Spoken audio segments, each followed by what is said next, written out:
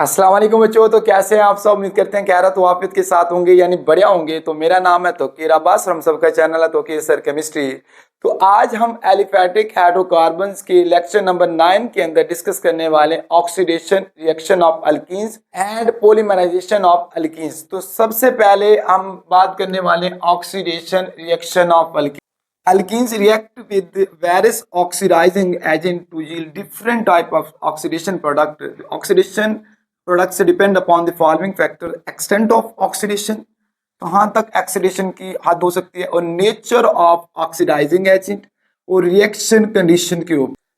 तो ये तीन फैक्टर्स पर जो ऑक्सीडेशन प्रोडक्ट होते हैं डिपेंड करते हैं। तो इसी तरह एडिशन ऑफ ऑक्सीजन की अगर बात करते हैं तो when alkenes like ethene mix with air or oxygen and passed over the silver oxide catalyst and at high temperature and pressure like temperature 300 Celsius scale and added the oxygen atom to alkenes to form ethylene oxide या apo oxide।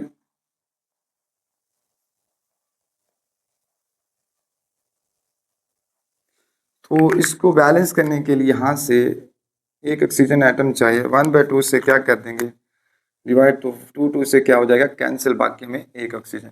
तो इसी तरह अगर हम और examples की बात कर लेते हैं तो यहाँ पर प्रोपीन लेते हैं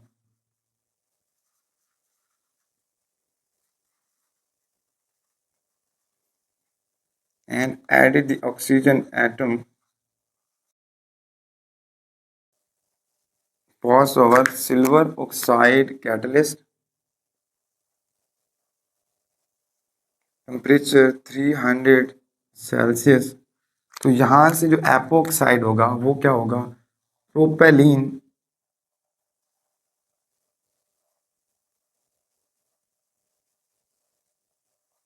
तो यहाँ से जो एपोक्साइड होगा प्रोपेलिन एपोक्साइड। और ये चीज़ क्या कहलाती है, या साइक्लिक ईथर भी कहलाती है बच्चे। तो इसी तरह epoxide serve as starting substance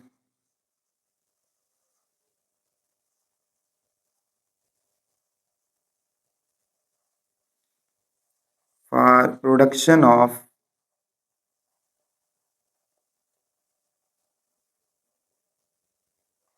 glycol. तो इसी तरह एपोक्साइड सर्व करता है as starting substance for the production of, यानी ग्लाइकोल की प्रोडक्शन के लिए इस्तेमाल किया जाता है।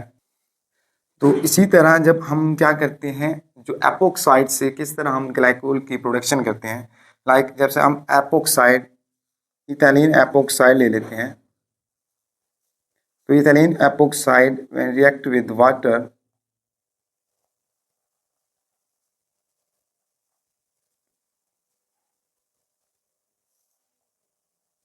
टू फॉर्म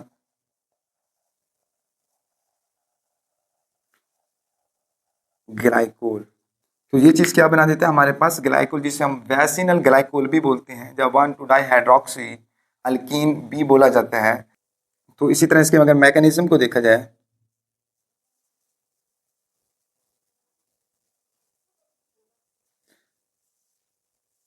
तो इसी तरह जो फर्स्ट स्टेप होगा यहाँ पर वो होगी प्रोटोनेशन। तो फर्स्ट स्टेप क्या होगा, प्रोटोनेशन होगा।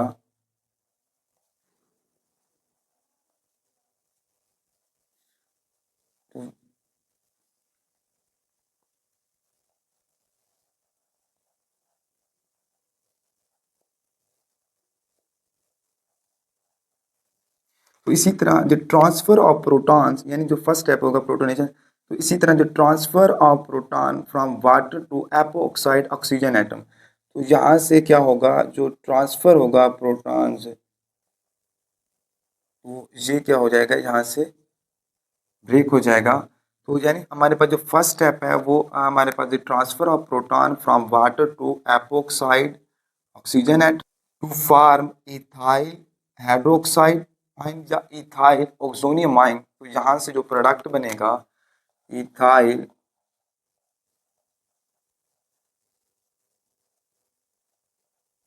हाइड्रोक्साइड आयन या इथाइल ऑक्सोनियम आयन और प्लस यहाँ से ओ एच, और क्या बन जाएगा हाइड्रो ऑक्साइड आयन।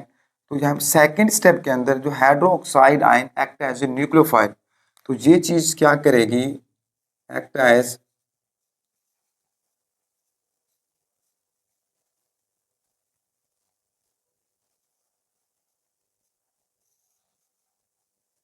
तो सेकेंड स्टेप के अंदर the nucleophile attack on the carbon of ethyl hydroxide ion, तो ये हमारे पास एक्ट एज ए न्यूक्लियोफाइल के तौर पर काम कर रहा होगा, attack on the carbon of hydroxide ion, और यहाँ से ये बांड क्या हो जाएगा, ब्रेक हो जाएगा। तो ये जो प्रोडक्ट बनेगा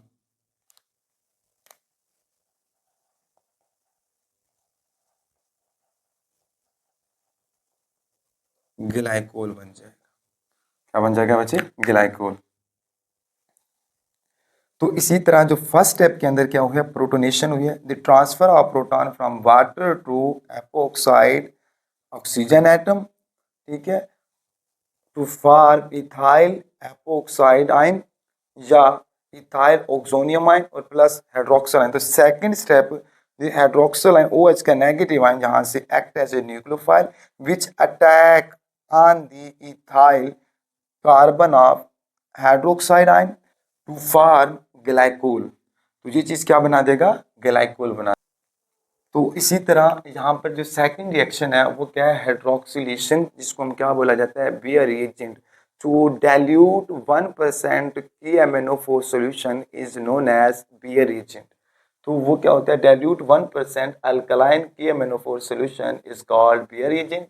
it is a pink in colour, तो इसका जो कलर क्या होता है, पिंक होता है, and act as a mild oxidising agent. तो इसी तरह अगर रिएक्शन की बात कर लेते हैं, when alkenes like ethene is treated with Baeyer reagent KMnO4 at low temperature, hydroxylation of double bond occur result in the formation of dihydroxy compound known as vacinal glycol। तो यहाँ से डाईहाइड्रोक्सी कंपाउंड क्या होगा, form होगा, और उसके साथ साथ यहाँ से मैंगनीज ऑक्साइड और पोटाशियम हाइड्रोक्साइड, ये जो डाईहाइड्रोक्सी कंपाउंड होगा जिसको हम क्या बोलते हैं, वैसिनल ग्लाइकोल भी बोला जाता है। तो इसके लिए एक बच्चे कोड है, इस चीज को बैलेंस करने के लिए 324 और 322। तो इस चीज को अगर बैलेंस करें तो देखो यहाँ से बच्चे हमारे पास जो अल्कीन्स इथीन थे 3 थे मालिक्यूल, यानी 3 कार्ब, यहाँ पर भी 3, यानी तो यहाँ पर देखा जाए तो अल्कीन्स के जो मालिक्यूल्स लिए थे हमने 3, जिसके अंदर क्या थे, टोटल कार्बन 6 थे, 2 ये 3 दोनों। तो यहाँ पर भी वही सेम प्रोसेस। अब देखो यहाँ से इस चीज को पोटाशियम 2 थे तो यहाँ पर भी पोटाशियम 2 है, और मैंगनीज 2 है तो यहाँ पर भी मैंगनीज 2 है। तो ऑक्सीजन यहाँ पर थे 4, लेकिन 2 के साथ मल्टीप्लाई हो रहे हैं, कितने हो जाएंगे 8। तो 4 तो हमारे पास यहाँ पर यूज हो जाएंगे, जो हम क्या लिखेंगे, जहाँ मैंगनीज ऑक्साइड के अंदर बाकी जो 4 होंगे वो जो वाटर का मालिक्यूल्स होता है जिसको हम ऐसे लिख सकते हैं। तो ये जो H और OH होता है वाटर का मालिक्यूल्स, तो यहाँ से ये 4H और यहाँ से जो 4 ऑक्सीजन एटम होंगे वो इस ऑक्सीजन हाइड्रोजन के साथ कंबाइन होकर तो क्या बना देंगे 4OH। तो 4OH यहाँ से आ जाएंगे और यहाँ से 4OH, तो टोटल हमारे पास हो जाएंगे 8। तो कितने हो जाएंगे बच्चे, 8 हो जाएंगे।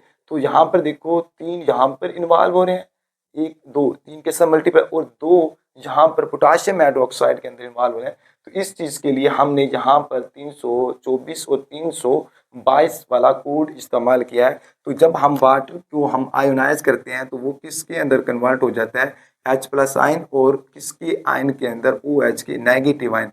तो यहाँ से ये जो 4 हाइड्रोक्सिल आयन थे और 4 H+ आयन थे, तो ये जो हाइड्रोजन है 4 ऑक्सीजन यहाँ से लिए, ठीक है। तो इसलिए हमारे पास टोटल कितने बन जाते हैं, 4 OH और 4 OH, ये हमारे पास 8 बना देते हैं। तो 2 यहाँ पर आते हैं और 6 हमारे पास यहाँ पर आते हैं। तो इसी तरह ये था हमारे पास इसका हाइड्रोक्सिलेशन, जिसको हम क्या बोलते हैं, बियर रिज। तो during a reaction the pink colour of KMNO solution is discharged. Therefore, it is also a test in the presence of unsaturation in a molecules. तो इसी तरह थर्ड रिएक्शन में हम कंबशन की बात करते हैं। When alkenes like ethene is burn with air in the presence of luminous flame to form carbon dioxide and water vapor। तो यहाँ से क्या बन जाएगा, कार्बन डाइऑक्साइड, इसको बैलेंस करने के लिए यहाँ पर क्या होगा 2 और यहाँ से भी क्या आ जाएगा 2। तो इसी तरह अगर हम फोर्थ रिएक्शन के अंदर ओजोनलाइसिस की बात करते हैं, तो सबसे पहले देखो जो ओजोन होता है वो highly reactive allotropic form of oxygen होता है। तो ओजोन रिएक्ट विद अल्कीन्स, जब ओजोन रिएक्ट करता है टू फॉर्म अनस्टेबल कंपाउंड, कौन से अनस्टेबल, मोलोजोनाइड। तो वो क्या बना देता है, मोलोजेनाइड बना देता है। It rearrange spontaneously to form ozonide. तो यहाँ से अगर हम अल्कीन्स यानी इथीन ले लेते हैं, तो इसकी जब ओजोनाइसिस कराते हैं तो जो प्रोडक्ट देता है मोलोजोनाइड देगा।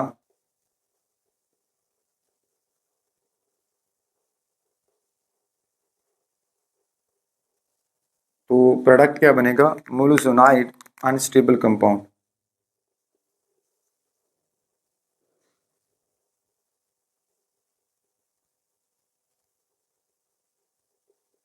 अनस्टेबल होगा, इसको फर्दर रीअरेंज करेंगे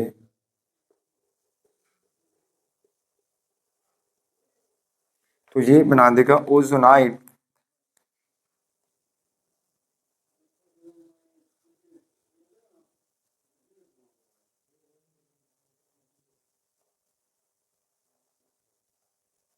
तो ये चीज क्या है, ozonide.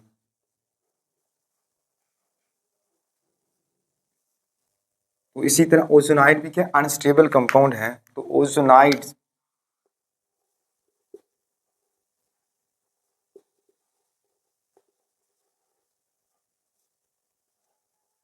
Ozonides are unstable compound reduced directly by treatment with the water. So ozonides are unstable compound and reduced directly by treatment with the water and zinc. The reduction is produced, यानी जब reduction of ozonide किया जाए, reduction of ozonide produce the carbonyl compound. तो इसी तरह जब हम क्या करते हैं, ओजोनाइड की रिडक्शन करते हैं तो यहाँ से क्या पैदा होता है, कार्बोनाइल कंपाउंड पैदा होता है। तो इसी तरह जब इनकी रिडक्शन की जाती है ओजोनाइड, तो यहाँ से प्रोडक्ट जो प्रोड्यूस होते हैं वो कार्बोनाइल कंपाउंड। तो यहाँ से जो प्रोडक्ट होगा वो होगा एल्डिहाइड,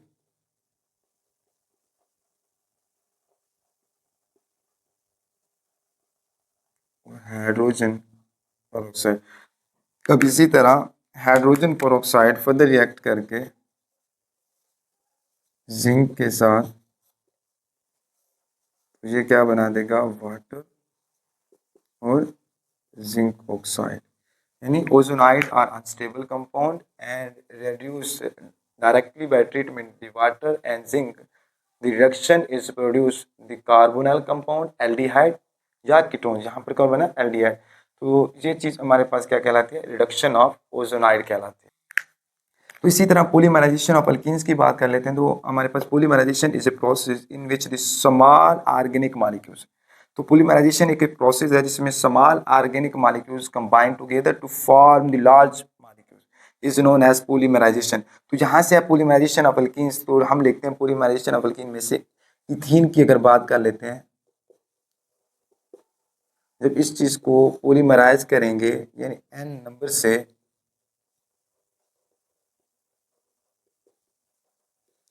तो इथीन इज पोलीमराइज एट 400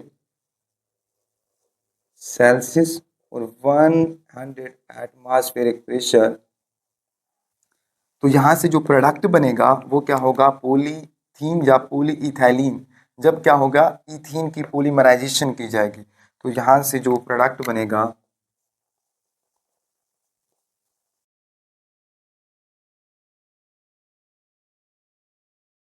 तो इसके साथ साथ यहाँ पर ये भी आता है, तो ट्रेस ऑफ O2 होती है, ऑक्सीजन,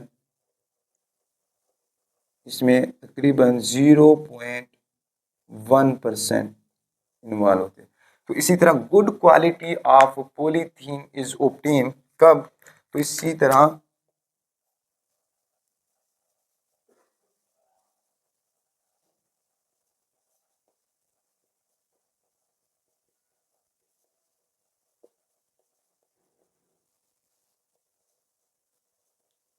इज obtain